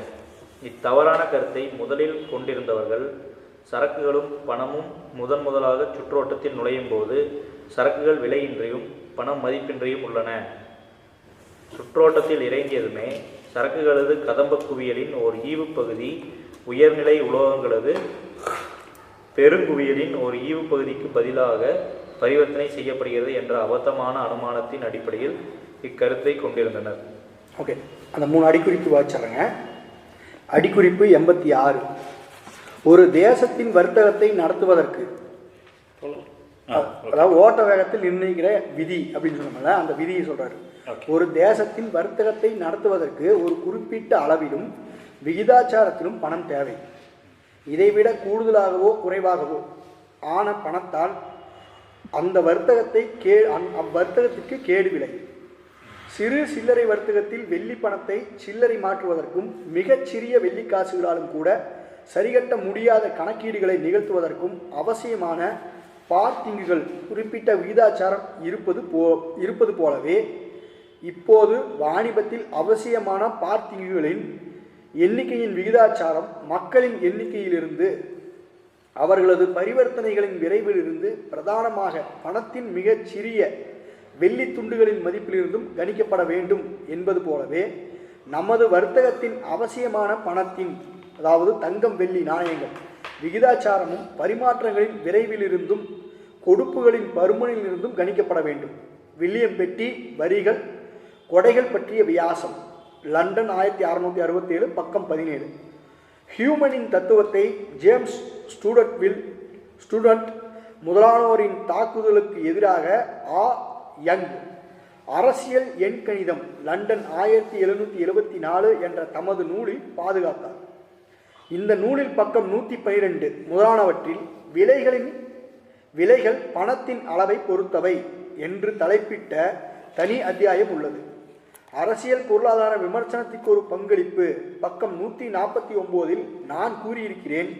சுற்றோட்டத்தில் உள்ள நாணயத்தின் அளவு தொடர்பான பிரச்சனையை அவர், அதாவது ஆதாம் ஸ்மித், குறிப்பிடாமலே விட்டுவிடுகிறார். பணத்தை வெறும் சரக்காக அவர் கருதுவது முற்றிலும் தவறாகும். ஆதாம் ஸ்மித் பணத்தை முறைப்படி ஆராயும் போது மட்டுமே இந்த கூற்று உண்மையாகும். ஆயினும் அரசியல் பொருளாதாரத்தின் முந்தைய அமைப்புகள் பற்றிய அவரது விமர்சனத்திலும் வேறு சில இடங்களில் அவர் சரியான கருத்தை வெளியிடுகிறார். ஒவ்வொரு நாட்டிலும் நாணயத்தின் அளவு அதனால் சுற்றோட்டத்தில் விடப்பட வேண்டிய சரக்குகளின் மதிப்பால் ஒழுங்குபடுத்தப்படுகிறது. எந்த நாட்டிலும் ஆண்டுதோறும் வாங்கவும் விற்கவும் படுகின்ற சரக்குகளின் மதிப்புக்கு ஏற்ப அவற்றை சுற்றுக்கு விடவும் முறையான நுகர்வாளருக்கு அவற்றை விநியோகிக்கவும் குறிப்பிட்ட அளவு பணம் தேவைப்படுகிறது. அந்த அளவுக்கு மேல் பணத்திற்கு இடமில்லை. சுற்றோட்ட கால்வாய் நிரம்புவதற்கு அவசியமான தொகை மட்டும் ஈர்த்து கொள்கிறது. இதற்கு மேல் எதையும் உள்ளே விடுவதில்லை. நாடுகளின் செல்வம் புத்தகம் 4 அத்தியாயம் 1. அதே விதத்தில் அவர் தமது நூலில் உழைப்பு பிரிவினை பற்றிய வாழ்த்துப்பாவுடன் முறைப்படி ஆரம்பிக்கிறார். பின்னர் பொது வருவாயின் மூலாதாரங்கள் பற்றிய விளக்குகிற கடைசி புத்தகத்தில் உழைப்பு பிரிவினை பற்றிய அவரது ஆசான் பெர்கூசனின் கண்டனங்களை இடையில் எப்போதாவது தாமும் தெரிவிக்கிறார். அடிக்குறிப்பு 87. தங்கமும் வெள்ளியும் மக்கள் மத்தியில் அதிகரிக்கும் போது பண்டங்களின் விலைகள் ஒவ்வொரு நாட்டிலும் நிச்சயமாக உயரும். இதன் விளைவாக எந்த நாட்டில் தங்கமும் வெள்ளியும் குறையும் போது எல்லா பண்டங்களின் விலைகளும் பணத்தின் இவ்வாறான குறைவுக்கு ஏற்ற விகிதாச்சாரத்தில் குறைய வேண்டும். ஜேக்கப் வாண்டர்லிண்ட், அனைத்தும் பணம் பதில் சொல்கிறது, லண்டன் 1734, பக்கம் 5. இந்த புத்தகத்தை ஹியூமின் கட்டுரைகளுடன் கவனமாக ஒப்பிடுகையில் நிச்சயமாக ஒரு முக்கியமான நூலான வாண்டர்லிண்டின் நூலை ஹியூம் அறிந்திருந்தார், அதை பயன்படுத்தவும் செய்தார் என்பது நிரூபணமாவதில் எனக்கு சந்தேகமில்லை. விலைகள் சுற்றோட்ட ஊடகத்தின் அளவால் நிர்ணயிக்கப்படுகின்றன என்ற அபிப்பிராயம் பார்பானுக்கும் அவருக்கு நெடுங்காலம் முற்பட்ட பிற எழுத்தாளர்களுக்கும் இருந்தது. வாண்டர்லிண்ட் சொல்கிறார், தடையில்லா வாணிபத்தால் விளையக்கூடியது அசௌகரியம் அன்று, மிகப்பெரிய அனுகூலமே. நாட்டின் ரொக்கம் அதனால் குறைக்கப்பட்டால் இதை தடுப்பதே தடையானைகளின் நோக்கம். ரொக்கத்தை பெறுகிற நாடுகள் தம்மிடையே ரொக்கம் அதிகரிக்க ஒவ்வொன்றின் விலையும் ஏறிப்போக காண்பது நிச்சயம். மேலும் வர்த்தக நிலுவையை நமக்கு சாதகமாக திருப்பி அதன் மூலம் பணத்தை திரும்ப கொண்டு வரும் அளவுக்கு நமது ஆலை தொழில்களும் மற்ற ஒவ்வொன்றும் சீக்கிரமே மட்டுப்படும். முன்வந்தது பக்கம் 43, 44. அடிக்குறிப்பு 88. ஒவ்வொரு தனிவகை சரக்கின் விலையும் சுற்றோட்டத்தில் உள்ள சரக்குகள் அனைத்தினது விலைகளின் மொத்த தொகையில் ஒரு பகுதியாக அமைகிறது என்பது தேற்றம். ஆனால் ஒன்றுக்கொன்று பொது அளவற்றவையான பயன் மதிப்புகள் ஒரு நாட்டில் உள்ள தங்கம், வெள்ளி இவற்றின் மொத்த தொகைக்கு பதிலாக ஒட்டுமொத்தமாய் பரிவர்த்தனை செய்யப்படுவது எப்படி என்பது சிறிதும் புரியாத ஒன்று. எல்லா சரக்குகளும் சேர்ந்து தனியொரு சரக்காக அமைகின்றன. இதன் ஈவு பகுதியே ஒவ்வொரு சரக்கும் என்கிற கருத்திலிருந்து தொடங்கினால் நமக்கு கிடைப்பது பின்வரும் அருமையான முடிவு. மொத்த சரக்கு சமம் எக்ஸ் அந்தர் தங்கம். சரக்கு ஏ சமம் மொத்த சரக்கின் ஈவு பகுதி சமம் எக்ஸ் அந்தர் தங்கத்தின் அதே ஈவு பகுதி. இதை மாண்டெக்ஸ்யூ பக்தி சிரத்தையோடு சொல்கிறார். உலகத்தில் உள்ள தங்கம், வெள்ளியின் அளவை கிடைக்கக்கூடிய சரக்குகளின் தொகையுடன் ஒப்பு நோக்குவோமானால் உற்பத்தி பொருள் அல்லது சரக்கு ஒவ்வொன்றையும் உற்பத்தி பொருள் அல்லது சரக்கு மட்டுமே இருப்பதாக அல்லது வாங்கத்தக்கதாய் இருப்பதாக கொள்வோம். பணத்தை பிரிப்பது போலவே அதனையும் பிரிக்கலாம் எனவும் கொள்வோம். இந்த சரக்கின் குறிப்பிட்ட ஒரு பகுதி மொத்த பணத்தொகையின் ஒரு பகுதிக்கு ஈடாகும். சரக்கின் மொத்த அளவில் பாதி என்பது பணத்தின் மொத்த அளவில் பாதிக்கு ஈடாகும்.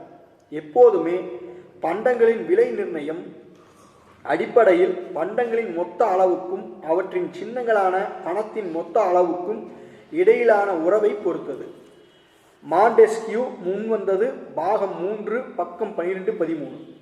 இந்த தத்துவத்தை ரிக்கார்டோவும் அவரது சீடர்களான ஜேம்ஸ் மில், ஓவர்ஸ்டோன் பிரபு முதலானவரும் மேற்கொண்டு வளர்த்திருப்பது தொடர்பாக பார்க்கவும். அரசியல் பொருளாதார விமர்சனத்திற்கு ஒரு பங்களிப்பு பக்கம் 140, 146, 150 முதலானவை தமது தந்தையான ஜேம்ஸ் மில்லின் கருத்தையும் அதற்கு எதிரான கருத்தையும் ஒரே நேரத்தில் கொண்டிருப்பது எப்படி என்பதை ஜான் ஸ்டூவர்ட் மில் தமக்கே உரிய தேர்வுவாத தர்க்க திறனுடன் புரிந்து கொள்கிறார். அவரது சுருக்க உரையான அரசியல் பொருளாதார கோட்பாடுகள் என்பதன் வாசகத்தை முதற் பதிப்புக்கான அவரது முன்னுரையுடன் இந்த முன்னுரையில் அவர் தம்மை தம்மை தம் காலத்திய ஆதாம் ஸ்மித் என்று அறிவித்துக் கொள்கிறார். ஒப்பு நோக்குமிடத்து அந்த மனிதரின் எளிமையை மெச்சுவதா, அல்லது அவர் தம்மை பற்றி அறிவித்துக் கொள்கிறபடி அவரை ஆதாம் ஸ்மித் என்று மனப்பூர்வமாக நம்புகிற பொதுமக்களின் எளிமையை மெச்சுவதா என்று நமக்கு தெரியவில்லை. கார்ஸைச் சேர்ந்த ஜெனரல் வில்லியம்ஸ் எந்த அளவுக்கு வெலிங்டன் கோமானை ஒத்தவரோ அதே அளவுக்கு ஆதாம் ஸ்மித்தை ஒத்தவர் அவர். விரிவோ ஆழமையோ இல்லாதவையான திரு ஜான் ஸ்டூடர்ட் மில்லின் சுயமான அரசியல் பொருளாதார ஆராய்ச்சிகள் 1844 வெளிவந்த அவரது சிறு நூலான அரசியல் பொருளாதாரத்தின் தீர்வு காணப்படாத சில பிரச்சனைகள் என்பதில் அணிவகுத்து நிற்பதை காணலாம். தங்கம், வெள்ளி ஆகியவற்றின் மதிப்பு இல்லாமைக்கும் அவற்றின் மதிப்புகள் அளவை கொண்டு மட்டுமே நிர்ணயிப்பதற்கும் இடையிலான தொடர்பை லாக் நேரடியாக வலியுறுத்துகிறார். தங்கம், வெள்ளியின் மீது ஒரு கற்பனையான மதிப்பை சாத்துவதற்கு மனித வர்க்கம் சம்மதித்து இருந்தால் இந்த உலோகங்களில் இருப்பதாக கருதப்படுகின்ற உள்ளார்ந்த மதிப்பு அளவே அன்றி வேறில்லை. சில பார்வைகள் 1691, நூல்களின் பதிப்பு 1777, பாகம் 2, பக்கம் 15. இப்போ படிச்ச அந்த 2 பத்தியும் மட்டும் வாசிங்க, அடிக்குறிப்பு வேண்டியதில்லை. அந்த 2 பத்தியும் மட்டும் சொல்ல முடியுமா யாராவது?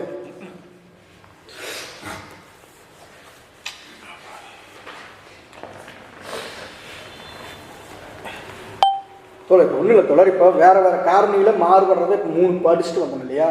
அதுதான் சொல்கிறேன். இந்த நிலையில் ஒவ்வொன்றும் மாறும். இந்த அளவுகளுக்கு அந்த அளவுகளுக்கு ஏற்ப இந்த 3 காரணிகளும் மாறும். அப்போ இந்த சுற்றோட்டத்தில் இருக்கக்கூடிய அந்த பணத்தோட அளவு அதுவும் எல்லாமே மாறாமல் இருக்குது அப்படின்ற மாதிரி மொத்த தொகை, அதாவது மொத்தமாக எவ்வளோ சரக்கு இருக்கோ அதே அளவுக்கு மொத்தமாக காசு இருக்கணும், அதே அளவுக்கு சுற்றோட்டத்தில் பணமும் இருக்கணும். இது மாறக்கூடாது அப்படின்றது ஒரு பொதுவான விதி. அப்படி தான் எல்லாரும் நினைக்கிறாங்க. ஆனால் இதை நம்ம எப்படி தெரிஞ்சுக்கிறது? எடுத்தெடுப்பில் தெரிஞ்சுக்க முடியாது. ஒரு குறைஞ்சது ஒரு 10 வருட காலம் அது மாதிரி எடுத்துக்கலாம். ஏதோ குறிப்பிட்ட ஒரு சரக்கு அப்படின்ற மாதிரி எடுத்துக்கலாம். இந்த 10 வருடத்துல இந்த குறிப்பிட்ட சரக்கு எவ்வளோ, அதாவது ஒட்டுமொத்தமாக எவ்வளோ சரக்கு உற்பத்தி ஆகிருக்குது, எவ்வளோ சுற்றோட்டத்தில் எவ்வளோ பணம் இருந்திருக்குது, இப்போ இது ரெண்டையும் பார்த்து இதில் எவ்வளோ வேகம் இருந்துட்டு இருந்தது, இப்போ இதையெல்லாம் கூட்டி கழிச்சு பார்த்தோம் அப்படின்னா அதனுடைய ஈவு பகுதி வரும்.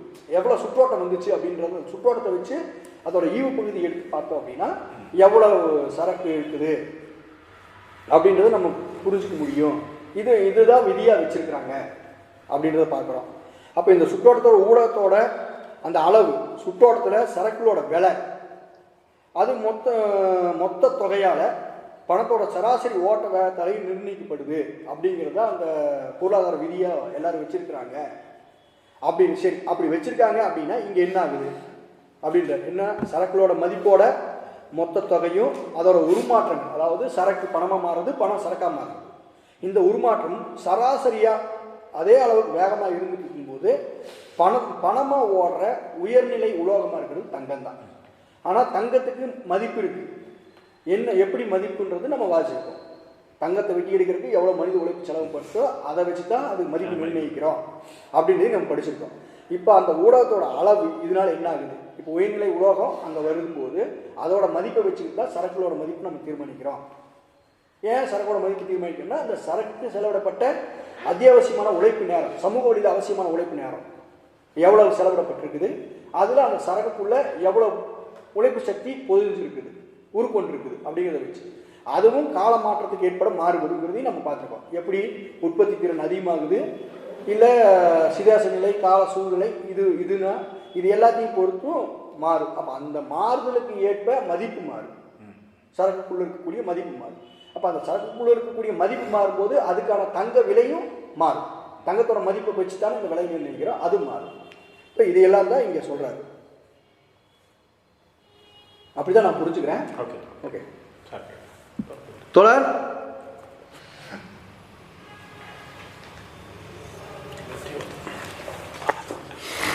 ஓகே,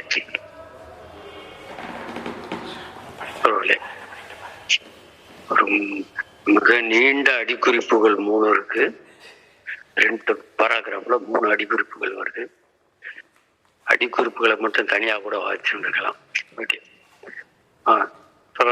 சதாசிவம் தொடர் சொன்ன மாதிரி தான் நம்ம ஏற்கனவே என்ன பார்த்துருக்கோம் அப்படின்னா, ஒட்டுமொத்த உற்பத்தி அளவின் மதிப்பு என்பதும் அதே போல சுற்றோட்ட ஊடகத்தின் அளவு என்பதும் அங்கே வந்து ஸ்டேபிளா இருக்கு, மாறாத நிலையில இருக்கு. ஒரு நீண்ட கால முறைகள்ல அடிப்படையில அந்த உற்பத்தி ஆகக்கூடிய பொருட்களின் அளவு அல்ல அவற்றின் மதிப்பு, அதோடு சுற்றோட்ட ஊடகத்தின் அளவு, இவற்றை வந்து பரிசீலனைக்கு எடுத்துக்கொள்ளும் போது அந்த சுற்றோட்ட ஊடகத்தின் அளவில் ஏற்படக்கூடிய மாறுபாடு என்பது மிகச்சிறிய அளவில் தான் இருந்தது என்பதையும் தொடர் மார்க்ஸ் இங்கே வந்து சுட்டிக்காட்டுறாரு. ஆனா தொழில வரக்கூடிய வர்த்தக நெருக்கடிகள், ஏன்னா ஏற்கனவே நம்ம ஒரு தொழில் சகடம் அப்படின்னு நம்ம ஒண்ணு பார்த்திருக்கோம். அது வந்து அந்த சகடம் என்பது 3 சாதகமான அம்சங்களையும் 3 பாதகமான அம்சங்களையும் கொண்டது. அமைதி, ஊக்கம், அதே போல அங்கே அமைதி, ஊக்கம், அதுல வந்து அப்புறம் இன்னொன்னு இருக்கு செழிப்பு, அடுத்தபடியாக மிகை உற்பத்தி, அப்புறம் தேக்கம், அடுத்து நெருக்கடி. இப்ப இந்த பாதகமான கட்டங்கள் 3 என்பதற்கு அந்த பாதகமான கட்டங்கள் வரக்கூடிய நிலைமைகள்ல இந்த சுற்றோட்ட ஊடகத்தின் அளவு என்பது அங்கே வந்து மாறுபடும் என்பதை பார்க்கிறோம். அது ஒண்ணு. அதே போல இந்த சரக்குகளது இந்த சுற்றோட்ட ஊடகத்தின் சுற்றோட்ட ஊடகமாக செயல்படக்கூடிய அந்த பணத்தின் மதிப்பில் ஏற்படக்கூடிய ஏற்ற இறக்கங்களும் அங்கே வந்து சுற்றோட்ட ஊடகத்தின் அளவை அங்கே வந்து பாதிக்கிறது. அதனாலும் அந்த மாற்றங்கள் என்பது 2 கண்டிஷன்ல தான் சொல்றாரு. மற்ற நேரங்கள்லாம் அந்த சுற்றோட்ட ஊடகத்தின் அளவு என்பது எவ்வாறு வருகிறது என்பதை தொடர் குறிப்பிட்டு சொல்றாரு. அப்ப தொழில் வர்த்தக நெருக்கடி அல்லது இன்னும் அதிகமாக படத்தில் வரக்கூடிய மிக அரிதாக வரக்கூடிய படத்தின் மதிப்பில் வரக்கூடிய ஏற்ற இறக்கம், இந்த 2 வந்து சுற்றோட்ட ஊடகத்தின் அளவை வந்து அங்க வந்து மாறுபடுறாங்க. ஏற்கனவே வைத்திருக்கக்கூடிய விதிக்கு இந்த 2 விதிவிலக்கு என்று சொல்றாரு. அப்ப இதெல்லாம் நம்ம கன்சிடர் பண்ணும்போது, இதெல்லாம் நம்ம பரிசீலிக்கும் போது சுற்றோட்ட ஊடகத்தின் அளவு என்பது அந்த ஒட்டுமொத்தமாக அந்த சந்தையில் இருக்கக்கூடிய சரக்குகளின் ஒட்டுமொத்த மதிப்பின் மொத்த தொகையாலும் அதே போல அந்த ஊடகமான பணத்தின் சராசரி ஓட்ட வேகத்தாலும் அது நிர்ணயிக்கப்படுகிறது என்ற விதியை நம்ம வந்து பார்க்கிறோம். இப்ப இந்த விதியை இன்னொரு வார்த்தைகள்ல சொல்லணும் அப்படின்னா அதை வந்து எப்படி சொல்லலாம் அப்படின்னா, சரக்குகளது மதிப்புகளின் மொத்த தொகையும் அதே போல அவற்றினது உருமாற்றங்களின் சராசரி விரைவு. இப்ப உருமாற்றங்களின் சராசரி விரைவு அப்படின்னா என்ன? இந்த சுற்றோட்ட ஊடகத்தின் வேகம், ஓட்ட வேகம் தான் அப்படி சொல்றாரு. ஏன்னா ஒரு சரக்கு பணமாக மாறுது, பணம் இன்னொரு சரக்காக மாறுது. இந்த உருமாற்றங்களின் வேகம் என்பது அது நம்ம ஏற்கனவே என்ன பார்த்திருக்கோம், வாங்கலும் விற்றலும் இருவேறு நிகழ்முறைகள், அவற்றில் முரண்பாடு கொண்டவை. அது 2 நடக்கும்போது பணம் என்பது ஓடுகிறது, ஓட்டம் எடுக்கிறது. அப்ப அந்த இடத்தை விட்டு அது ஓட்டம் எடுக்கிறது. அப்ப இந்த முரண்பாடான நிகழ்முறைகளின் ஒரு ஒன்றிணைப்பு என்பது பணத்தை ஓட விடுகிறது என்பதை பார்க்கிறோம். அப்ப இந்த உருமாற்றங்களின் வேகம் அதிகமானா பண ஓட்டத்தின் வேகமும் அதிகமாகும்.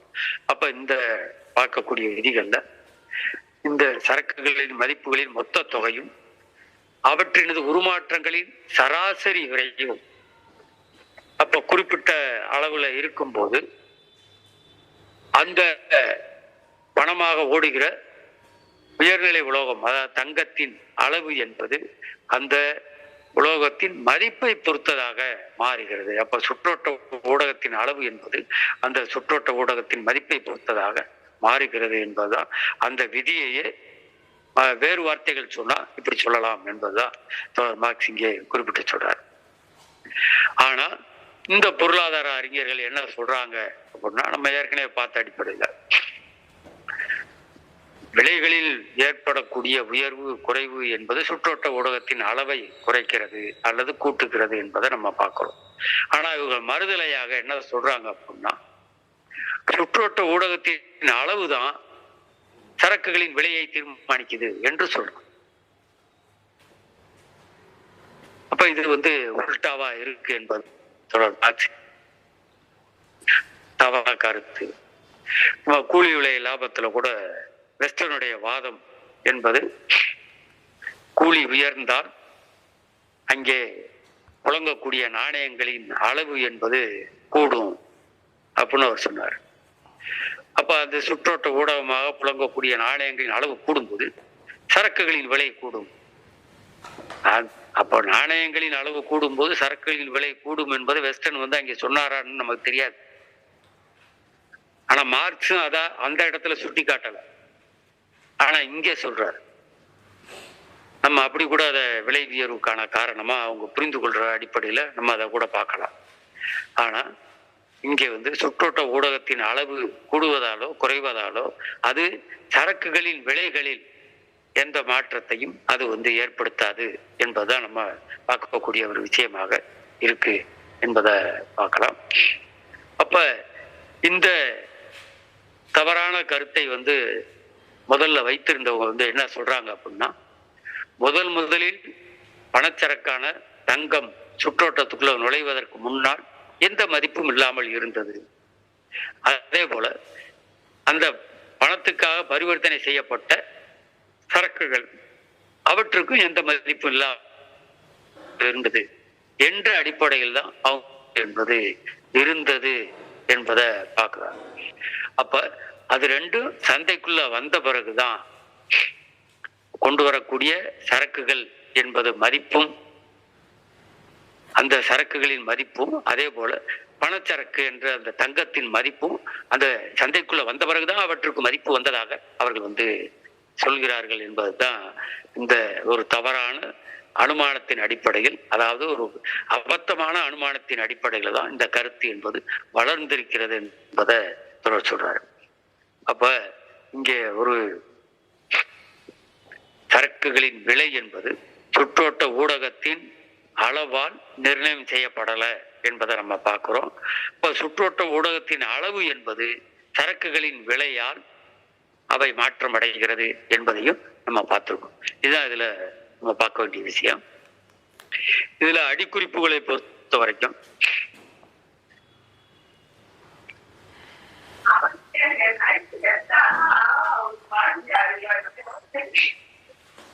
இதுல முதல் அடிக்குறிப்பு 86ல தோழர் என்ன சொல்றாரு அப்படின்னா, ஒரு தேசத்தின் வர்த்தகத்தை நடத்துவதற்கு ஒரு குறிப்பிட்ட அளவிலும் விகிதாச்சாரத்திலும் பணம் தேவை.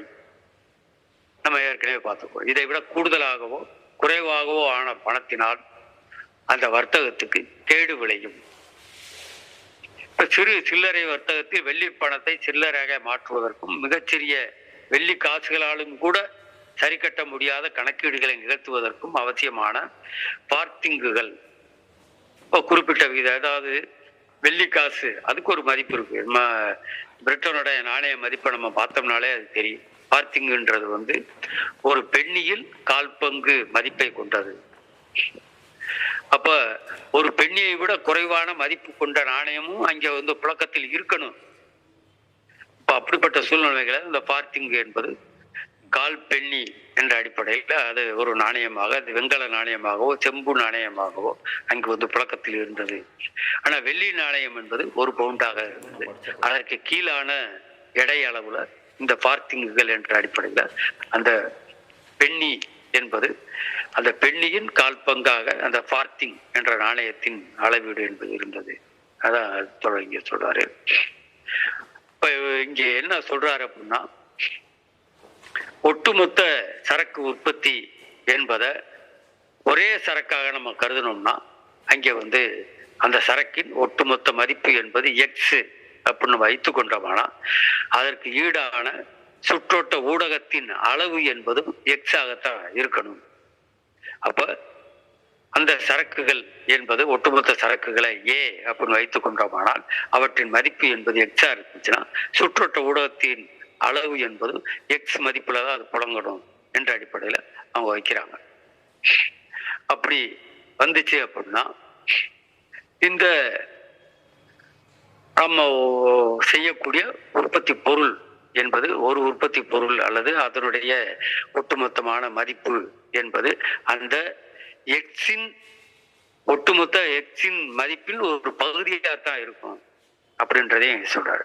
அப்ப அங்கே இந்த பகுதி என்பது எவ்வாறு ஈடுகட்டப்படுது, எவ்வாறு அது அங்கே குறிக்கப்படுது அப்படின்னா அந்த ஒட்டுமொத்த நாணய அளவின் ஒரு பகுதியாகத்தான் அது குறிக்கப்படுது என்பதையும் இங்கே சொல்றாரு. அப்ப இங்க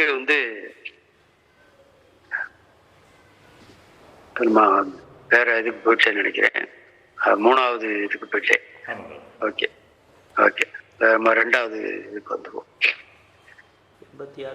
அந்த ஒவ்வொரு நாட்டிலும் இருக்கக்கூடிய நாணயத்தின் அளவு என்பது சுற்றோட்டத்தில் விடக்கூடிய மதிப்புகளின் அளவால் அங்கே நிர்ணயிக்கப்படுகிறது என்பதை இங்கே சொல்றாரு. ஒரு ஆதம் ஸ்மித் தான் சொல்றாரு நினைக்கிறேன். நாடுகளின் செல்வம் என்பதை அவரு இன்னும் குறிப்பா அதை சொல்றாரு. என்ன சொல்றாரு அப்படின்னா, இந்த ஒவ்வொரு நாட்டின் நாணயத்தின் அளவு அதனால் சுற்றோட்டத்தில் விடப்பட வேண்டிய சரக்குகளின் மதிப்பால் ஒழுங்குபடுத்தப்படுகிறது. எந்த ஒரு நாட்டிலும் ஆண்டுதோறும் வாங்கவும் விற்கவும் படுகின்ற சரக்குகளின் மதிப்புக்கு ஒப்ப அவற்றை சுற்றுக்கு விடவும் முறையான நுகர்வாளருக்கு அவற்றை விநியோகிக்கவும் குறிப்பிட்ட அளவு பணம் தேவைப்படுகிறது. அந்த அளவிற்கு மேல் பணத்திற்கு இடம் இல்லை.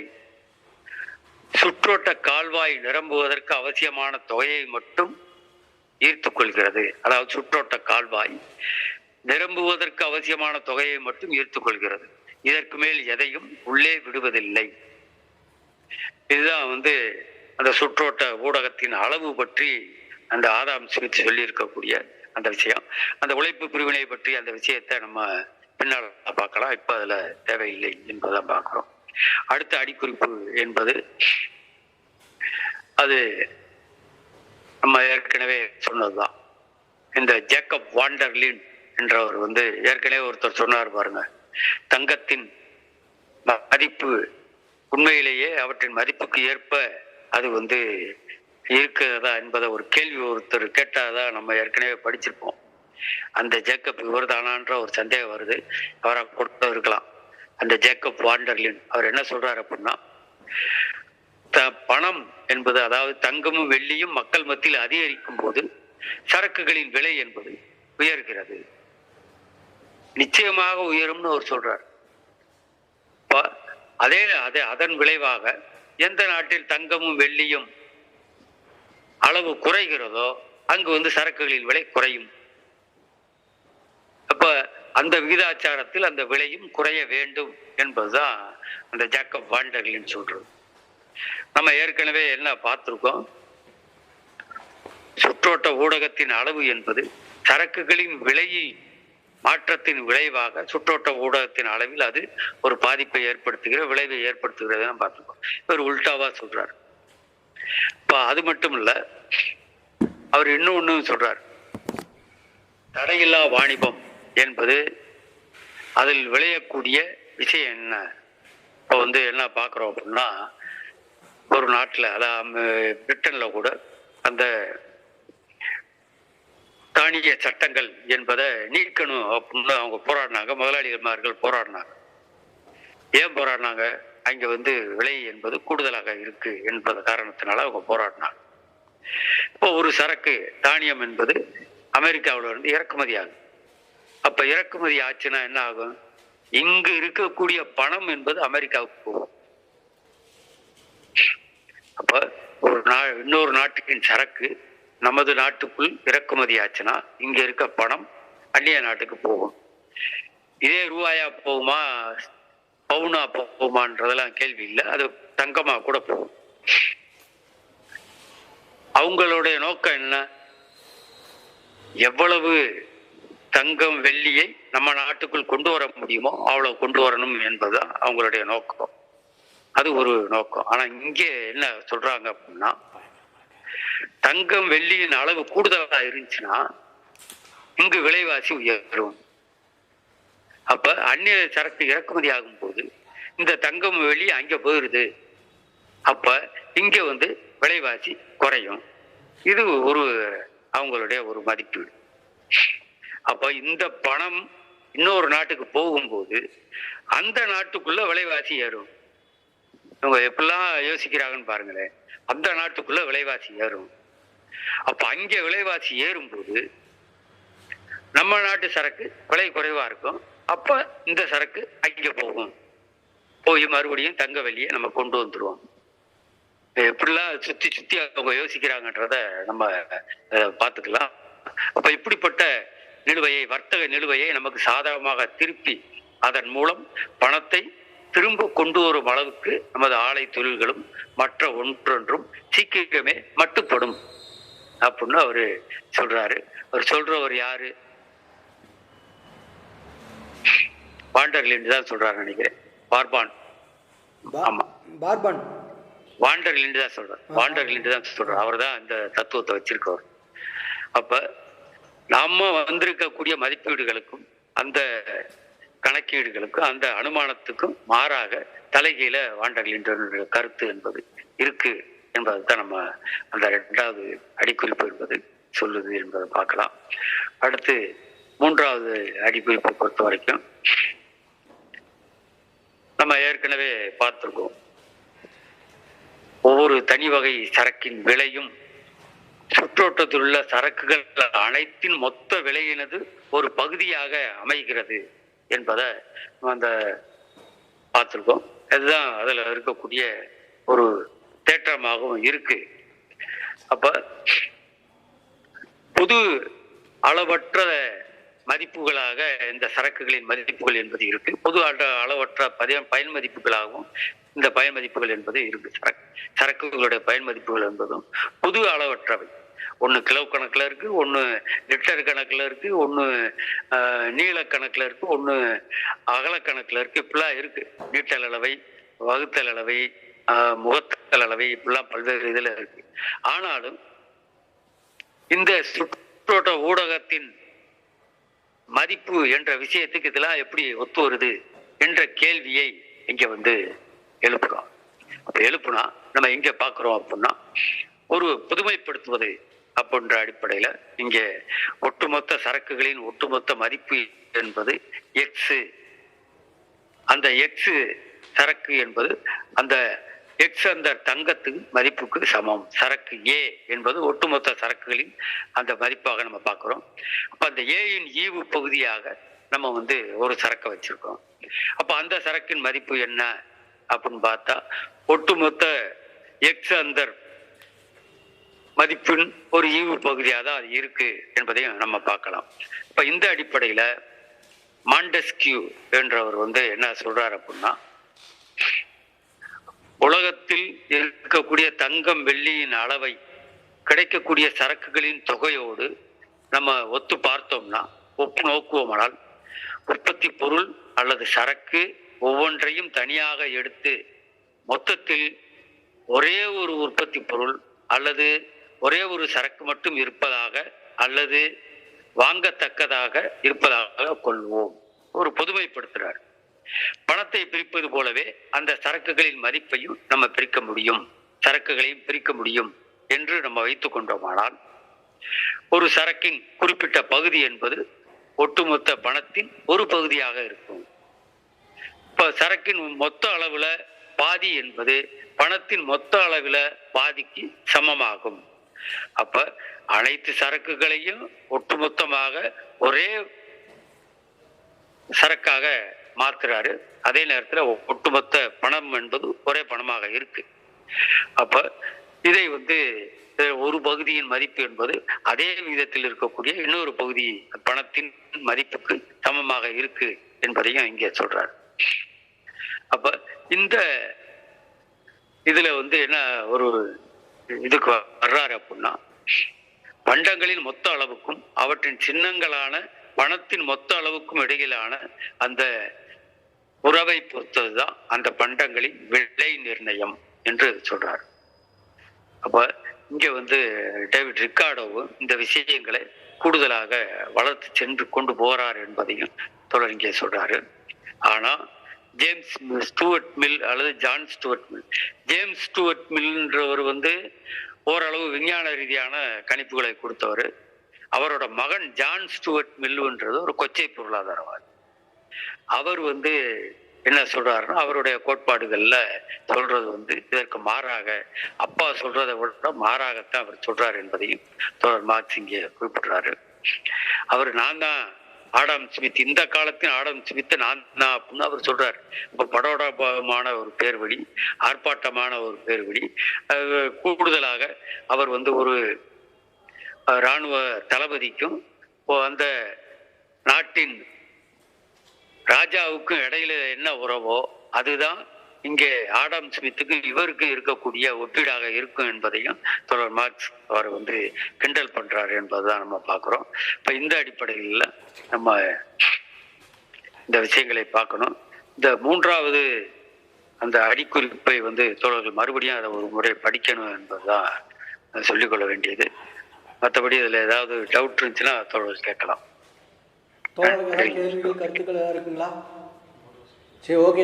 இந்த ரெக்கார்டிங்கை இன்னொரு முறை நான் போட்டு விட்றேன், கேளுங்க, மறுபடியும் கேளுங்க. ரொம்ப முக்கியமான பகுதி, நல்லா இருக்கும்.